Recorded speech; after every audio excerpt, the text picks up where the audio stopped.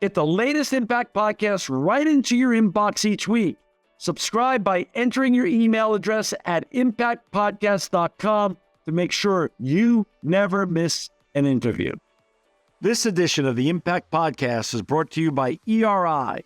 ERI has a mission to protect people, the planet, and your privacy, and is the largest fully integrated IT and electronics asset disposition provider and cybersecurity-focused hardware destruction company in the United States, and maybe even the world. For more information on how ERI can help your business properly dispose of outdated electronic hardware devices, please visit eridirect.com. This episode of the Impact Podcast is brought to you by Closed Loop Partners. Closed Loop Partners is a leading circular economy investor in the United States with an extensive network of Fortune 500 corporate investors, family offices, institutional investors, industry experts, and impact partners. Closed Loop's platform spans the arc of capital from venture capital to private equity, bridging gaps and fostering synergies to scale the circular economy. To find Closed Loop Partners, please go to www.closedlooppartners.com.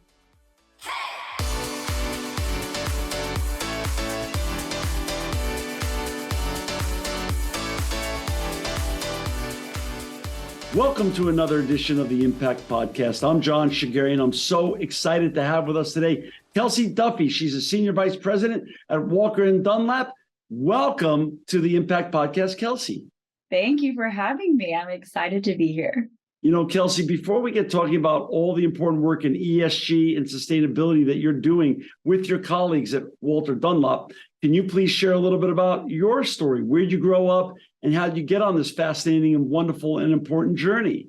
Yes, thank you. I'm originally from New Orleans, Louisiana, but I have not lived there for many years. I went to boarding school for high school, kind of on the Northeast, and I went to Philly for college, so further Northeast, and I got my first job out of college as a marketing job in Washington, D.C., and I quickly realized marketing wasn't for me, and I will say landed because it was kind of through a friend, which is how many jobs I know come about, at a commercial real estate firm, Walker Dunlop, in 2012.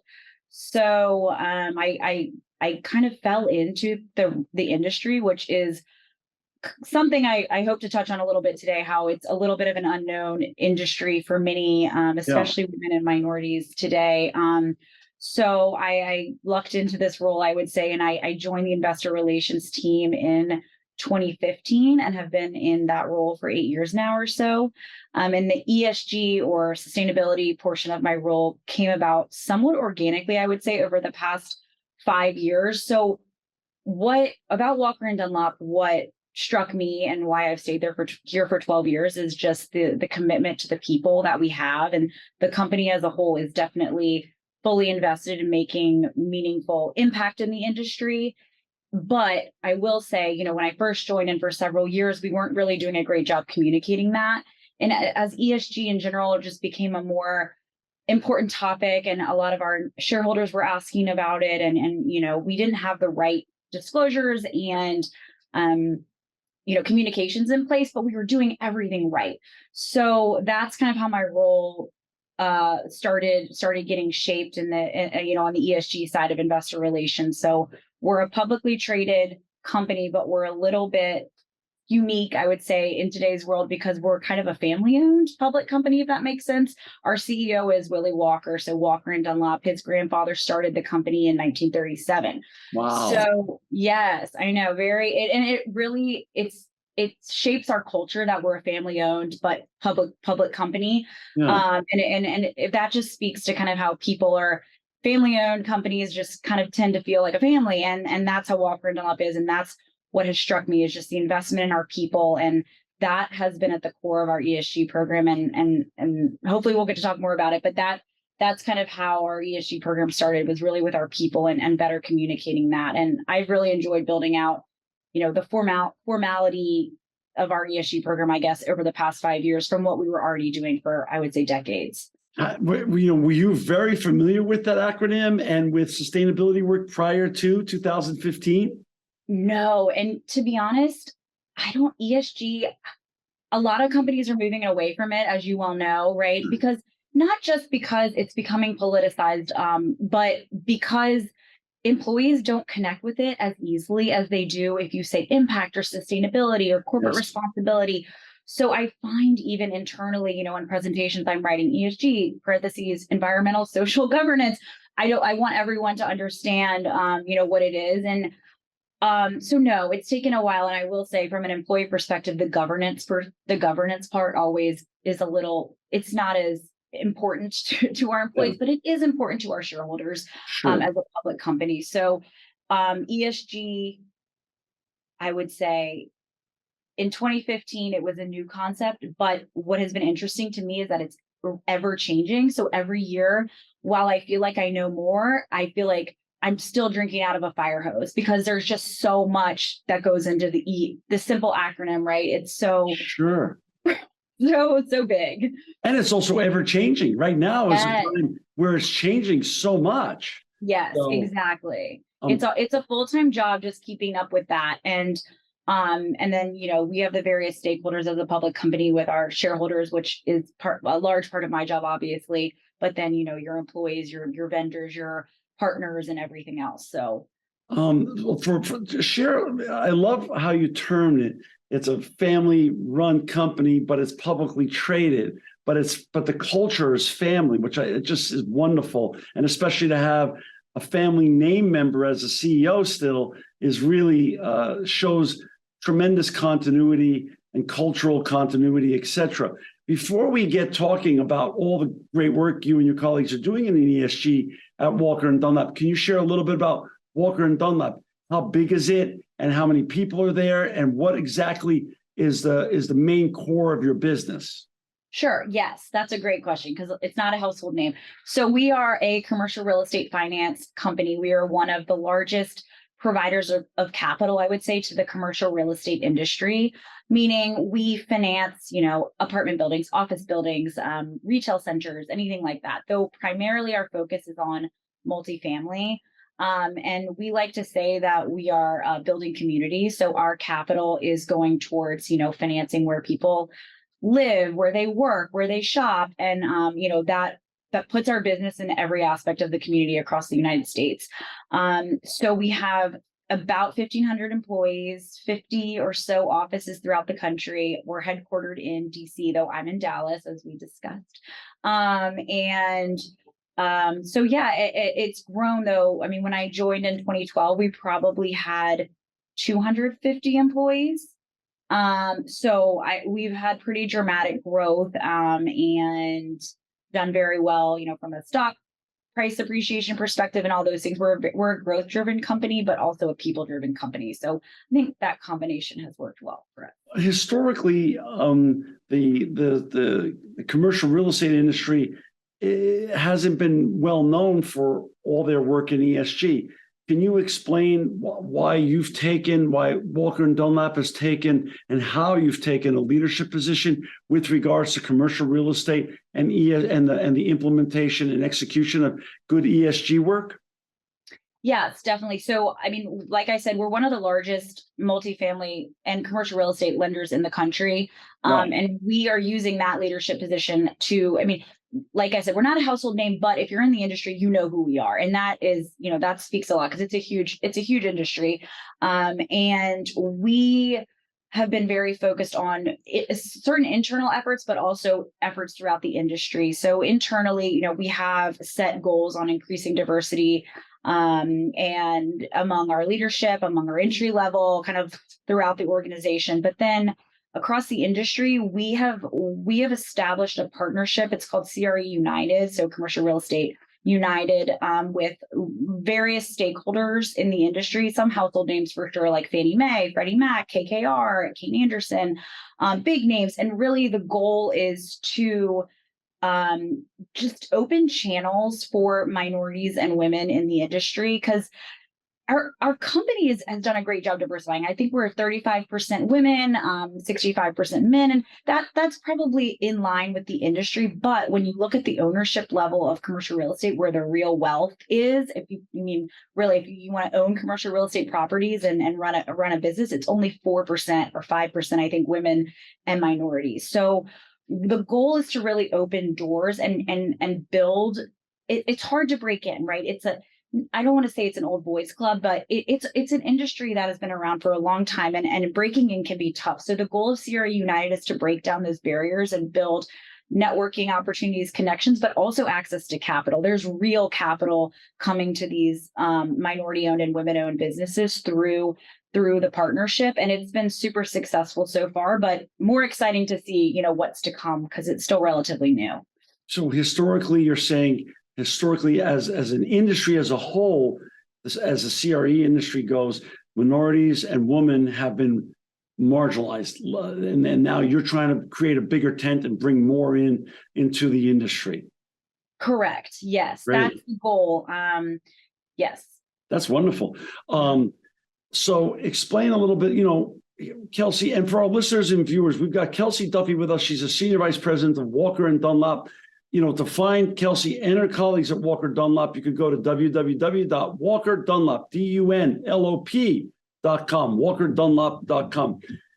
Talk a little bit about ESG. ESG is fascinating, as you say, as an acronym, not only because of the ever-changing nature of it and the velocity that has picked up just in the last 5 or so years in North America and around the world, frankly speaking, but it could be this narrow or this wide, depending on who is interpreting it and who needs to execute on it.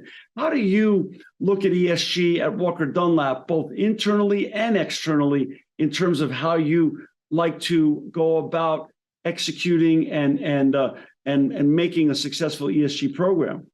Yeah, that's a great question, because I agree. It's different for every company. Sure. And for us, like I said, we are focused on our people. They're at the core of everything we do. They're how we are successful. We also look at our operations as, part of our ESG, because we're financing communities, and that, I think, that gives our employees a purpose. So that is important to us as well. And then like I said, we're also using our leadership position to create change in the industry. So I think those 3 pillars are very important to us, but it all goes back to the people. And what I've noticed about companies, and looking at so many companies' ESG programs, is that ESG programs and what companies stand for happen very organically. So for us, when I started looking at, if you just wrote down what is Walker and Dunlop doing, back in 2012, that could be classified as ESG.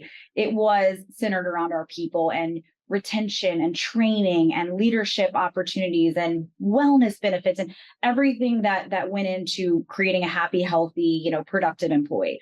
So that's been our focus. And I think for the financial services industry, that is kind of, human capital is a big, important pillar of your ESG program. Sure. But it's true for many companies. When you start to look at what they stand for, you're like, oh, that makes sense. It's not a reach. So, while we do have a very robust and I would say impressive environmental program for a company of our size and in our industry, that was almost a secondary kind of portion of it came after, I think, after the people. And we've been working hard on that, but that's something that, we've invested more time and resources, and it didn't happen as naturally for us. So I don't know if that fully answered your question. Yeah, it makes sense. You're focused on the people, you're focused on the human capital aspect of it. You're obviously environmental is part of it, but your focus is on human. I do so many of these interviews and get to meet so many cool people like you, Kelsey, that are doing important things like Walker Dunlop. And like you said, it's a fascinating fine line and balancing act. And culturally speaking, different companies choose different elements and aspects. But still, if everyone's making an impact, we're all trying to just be better. Right. Exactly. No, that's right. And you're, like you said, every company finds their niche and does the best they can in that space. And so, yeah, I agree with what you said. On the human capital side, how do you go about it? Like, do you have a certain way that you go about creating a bigger tent and overtly creating a bigger tent to really make an impact inside of Walker Dunlop? Yeah, we've invested a lot of resources in that. I think employee engagement is super important to us, and our HR team has done a lot of work, especially since in the post-COVID era. We have, like I said, 50 offices, and then with remote work, it's how do you keep everyone connected and feel like they're like part of this. As we've grown, we still wanted to feel like that family company that I joined when there were 200 employees. So we have listening sessions. We have amazing ERGs. I think we have 11 at this point, and their participation in them for, a 1,500 person company. That's pretty great. Great participation and a lot of engagement. And that gives people a space at Walker Dunlop just to feel, to connect with people and a safe space to connect with others, I would say, outside of your normal work day.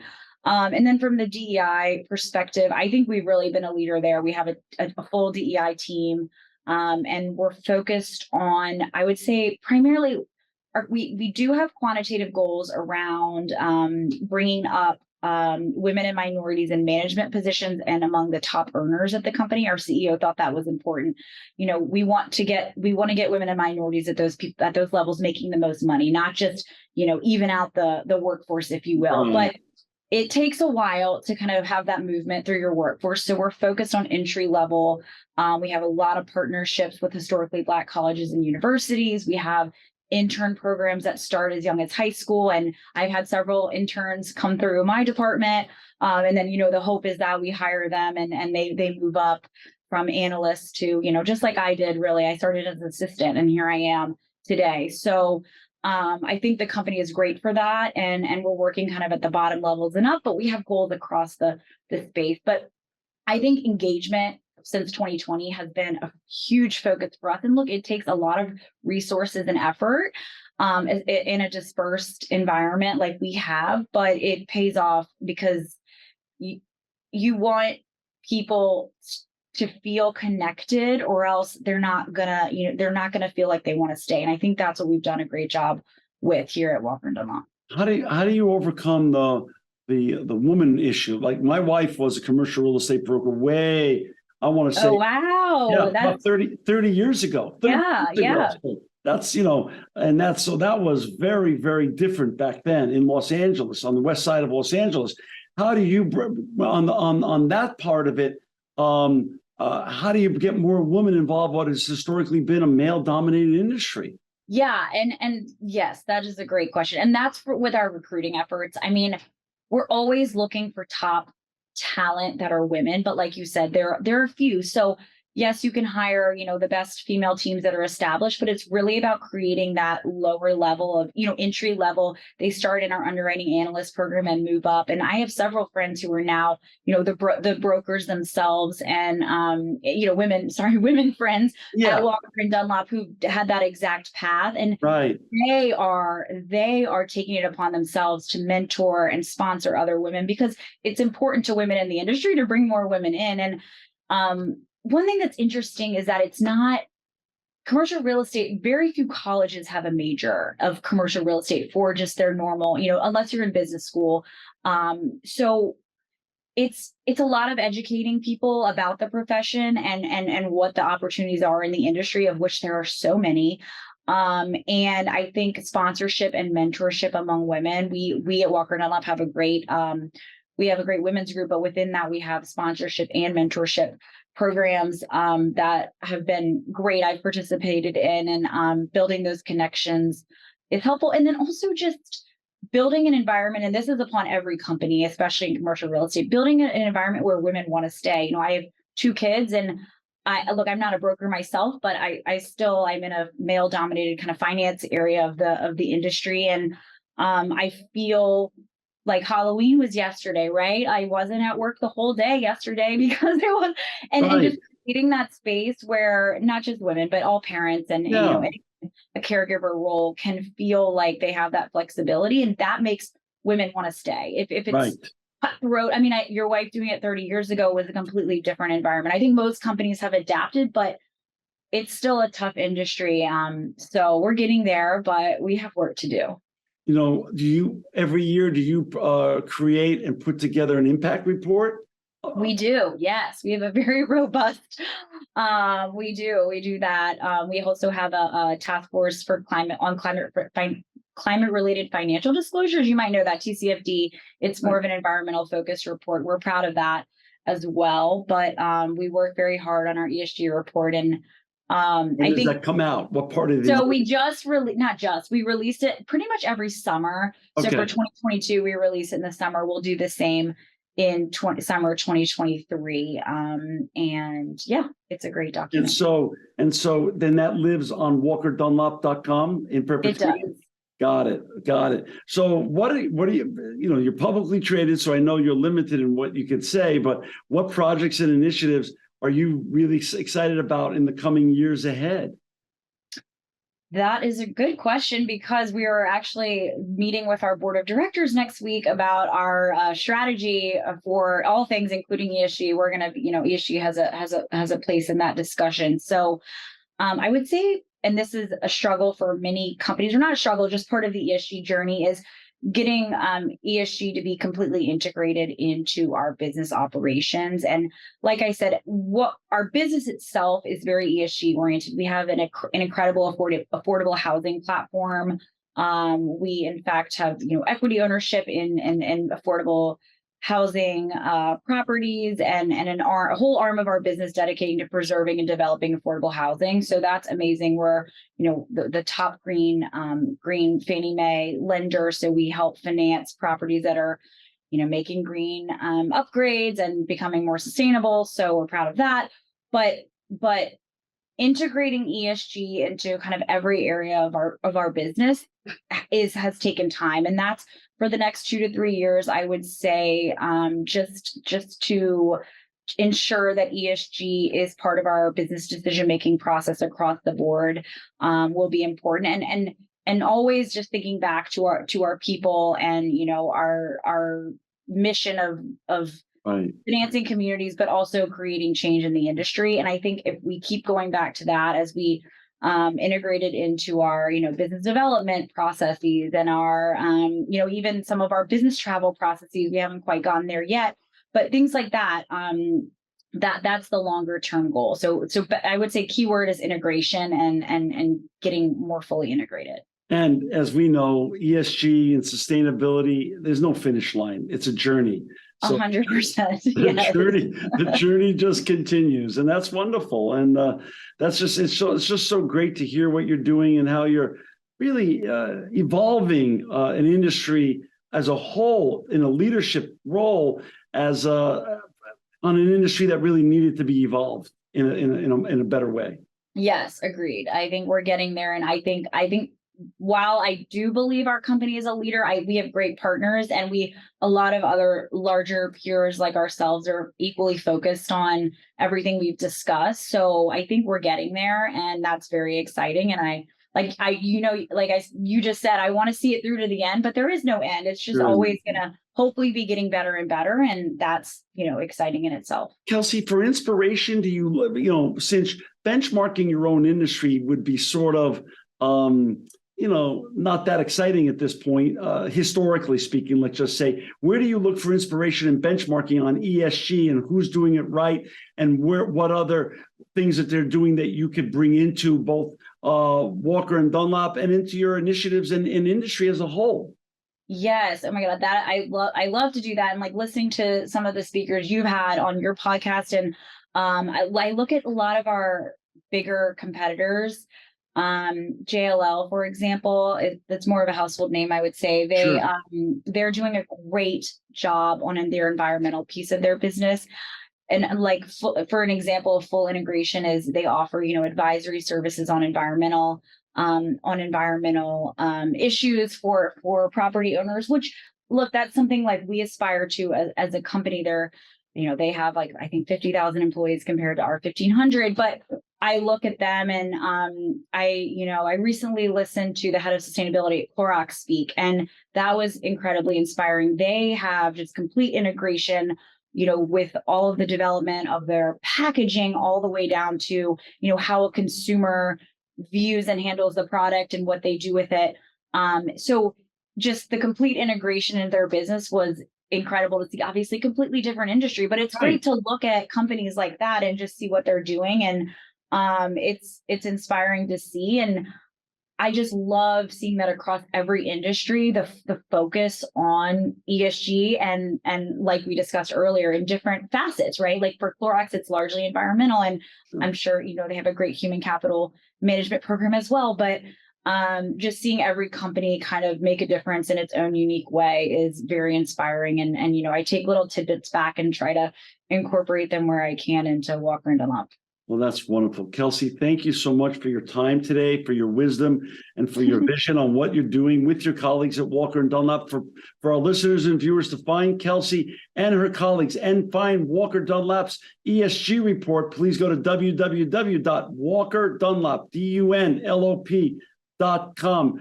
Kelsey, Duffey, thanks for spending time with us today, and thank you for making the world a better place. Thank you for having me. This has been great. This edition of the Impact Podcast is brought to you by Engage. Engage is a digital booking platform revolutionizing the talent booking industry. With thousands of athletes, celebrities, entrepreneurs, and business leaders, Engage is the go-to spot for booking talent, for speeches, custom experiences, live streams, and much more. For more information on Engage or to book talent today, visit letsengage.com. This edition of the Impact Podcast is brought to you by ERI. ERI has a mission to protect people, the planet, and your privacy, and is the largest fully integrated IT and electronics asset disposition provider and cybersecurity-focused hardware destruction company in the United States, and maybe even the world.